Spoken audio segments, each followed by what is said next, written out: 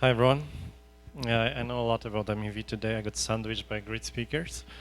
And I'll talk today about the dark pools. Enter the dark pool in the sense that it will be kind of a entry level discussion about the dark pools. So don't expect anything too deep, too dark, but do explore further through the links that I mentioned. So when you think about the dark pools, first of all, like understanding that the dark pools existed for a very, very long time in traditional finance. And the idea of the dark pools is that you create a private environment where the very large trades from the institutions can be executed more efficiently and anonymously, in the sense that at the time of the trade, nobody knows what trades are in the pool. And also, nobody knows who participates in the pool and like what direction the trades are waiting for.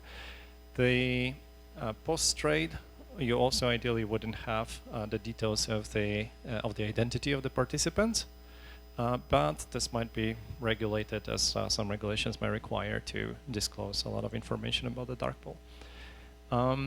And because of anonymity, because of anonymity, we don't see the large transactions actually in the order books, which means that there is no impact on the market from the sheer existence of the large order, right? So you can, as an institution, you can send a transaction that is, so send an order that says, I would like to buy this extremely high amount of the particular stock, and nobody will see that order, so the market doesn't move just to a reaction of the existence of the order. Which is totally opposite to what we would expect normally in blockchain with the mempool, right? Whenever I send the order to the mempool, if the order is significant, then someone could see it as the market moving order. Also, obviously, front run me or act in general with the MEV extraction in mind. And yeah, it creates a liquidity environment for large institutions that normally would be afraid to execute on the market, or to execute very inefficiently for splitting the orders between multiple different brokers, multiple different venues, and have to manage manually the execution of the order.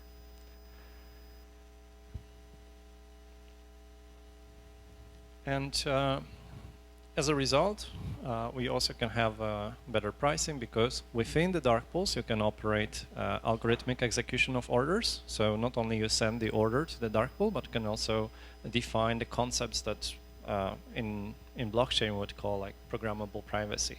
So you send something that is private, but you also send some instructions or use some algorithms provided by the dark pool operator saying how that order should be executed. Now, those dark pools would be operated by large financial institutions, right? So they not, well, the exchanges, like in the sense that exchanges are also operated by some institutions, but you can say them that they're not public goods that are available for everyone to join. That's why also we're talking about the large institutions. Usually those participants will be verified, vetted by the operator of the pool, and you have hence like limited access to the dark pools themselves.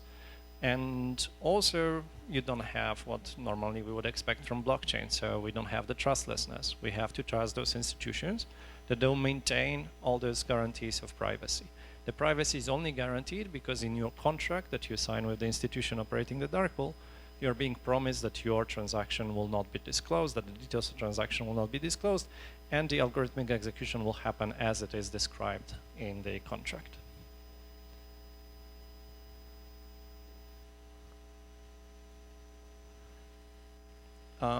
Inside the dark pool, all the matching mechanisms happen, usually at the midpoint of the prices coming from either inside the dark pool itself or from the venue that is used for pricing by the dark pool operator.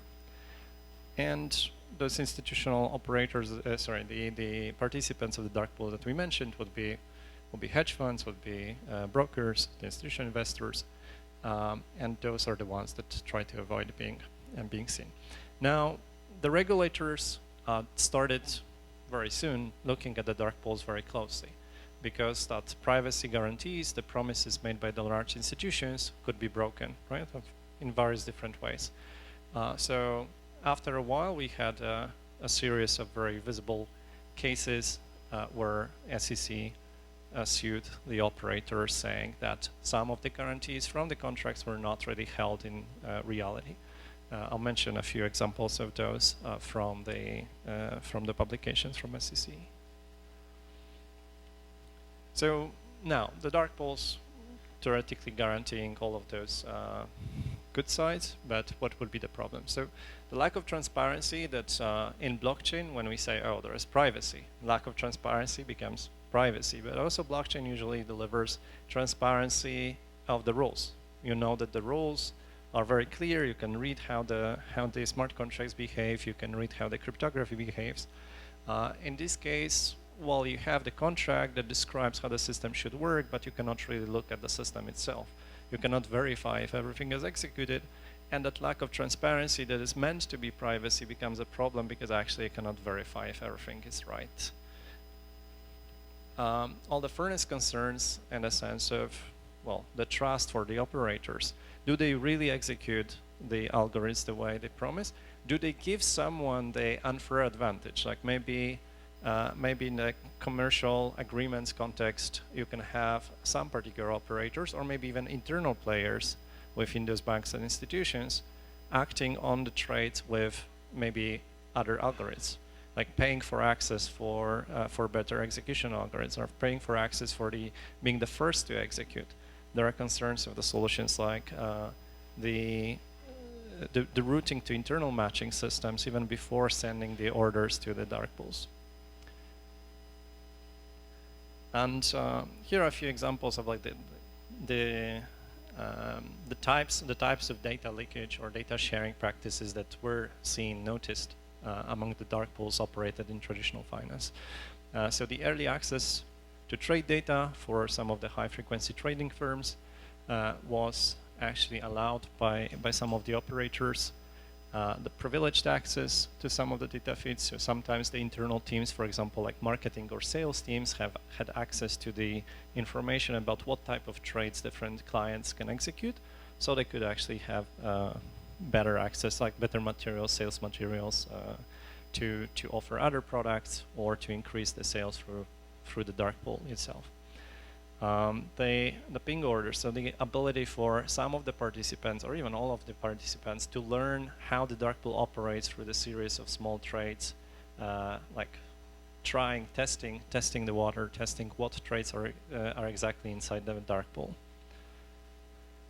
The order routing problem. So as I mentioned, sometimes the actual execution venues that the dark pool would execute on would not be disclosed, and the trades would be sent outside of the institution operating dark pools without information provided to the participants themselves. So the routing would go to the external brokers, or simply for the internal part, like internalization of trades, the routing would, as I mentioned, go through the internal matching engines in the institution before going to the dark pool. And very often this would be with the worse pricing than it would be if it was executed for the dark pool. And a special algorithms access for some of the operators. And here we have the case from 2016 that was SEC against Barclays and Credit Suisse. And in the end, you see the penalties, the 35 million penalty and 30 million on Credit Suisse, Barclays and Credit Suisse respectively. And the publication is visible at the link. And here you have, and at the same link, you have a list of all the different fines that were given to the dark pools operators. So Barclays 35 million, and this is 2016 document, and you already have a few others after that that were also significant in the settlement size. So let's read this one. So Barclays misled dark pool customers about the data connection speed and about the surveillance executed on the trades inside the dark pool. So they were promising that consistently there are algorithms that are verifying if some toxic trades are happening on the dark pool, and actually that those algorithms were not executed. So they were not executed weekly, they were not executed in general. Credit Suisse,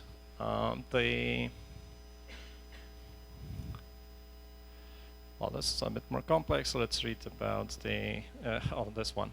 They operated a secret trading desk that accessed confidential data about the dark pool customers, right? So internal access to the dark pool. Failed to inform all customers about the order type that gave advantage to orders from market makers and high frequency traders. And even more. So you had allowing an affiliate to access and use those customers' confidential trading information. Failed to protect customers by allowing marketing and sales teams to access data. Outside firm to access and use customers' confidential data. And misled the dark pools customers about the information how the algorithms really worked. So all of those fines settles with SEC. And many new projects coming to the crypto space saying, well, the dark pools can be offered in a better way with the use of cryptography protocols, solutions, and as you see, like they charge protocol fees for all of this, and most of them are under construction. Renegade just announced their project, I think on top of Arbitrum Stylus, and so maybe Ed will mention that as well. And it seems like I feel that for many, many years it felt very natural that what we're really building for the success of trading on chain was dark pools. That maybe we avoided the topic, or not always, like people are mentioning here and there. But the ultimate win of blockchain is that you can deliver the dark pool that guarantees all those rules not to be broken, that will be fast and efficient, will provide the best price execution.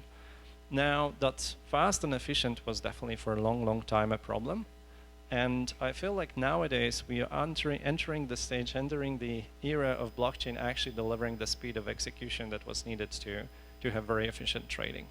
And I feel even that we have a bit of a delay in reaction to the advancement of the technology in the last few months, with the ability to onboard users, with all the speed coming from the new protocols from L2s on Ethereum or from Solana, and this would be all very, very promising venues. Now, not only those guarantees the privacy, but also give you the permissionlessness, right? So you can have small retail players to access the dark pools and execute there. It also means that you have concerns about all the regulatory aspect of, do you allow the malicious operators to enter the dark pools and execute there? Maybe they, maybe trading the illicitly obtained funds.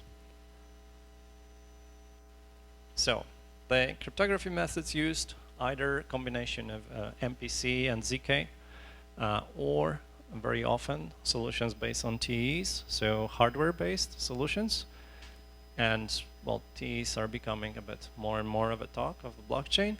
And I think that when I was analyzing different protocols, the ones based on TEs were promising something around 80 milliseconds for the trades to be actually matched and executed, while Renegade, I think, was promising around 200 milliseconds for the trades to be settled. So this might be related to the Arbitrum timings of the blocks. The automated trustless execution, and well, everything that I mentioned, the access to the retail investors. And actually, in the end, when you think about the blockchain, improved all of the ability. So in the sense that, well, it's blockchain, so you can settle any information on chain and give it to any regulators to review. At the same time, ensuring that there is a privacy on the parts of the trade that shouldn't be disclosed to anyone. So anyone who enters the dark pool knows exactly what information will be released ever, right? Like, you know the rules, so you know if those rules allow for your trades to be disclosed post-trade, you know what will never be disclosed. So ZK, MPC, TE, and something I want to mention, I think that stratification that is slowly happening in different protocols. And what I mean by stratification is that's like nowadays the blockchains are a bit like on the left, like so the dark assets, the assets from unknown sources are a bit mixed with the assets that are freshly minted. And somehow we think that the only way might be separating them entirely. That you can either have the chain that exists with the assets that are all clean, KYC'd, verified and regulated, or you can have a chain that is all dark and only criminal activity. What happens really is that blockchains should be very much neutral in what they allow to be there, but any asset, but any trading venue that allows liquidity to flow in may allow that liquidity to only limit interactions with the protocols and with the assets that are also fresh and verified, which means that you, and actually this happens in the dark pools proposed that I mentioned before. So here are a few links, and thank you so much for listening, and hope that you read more.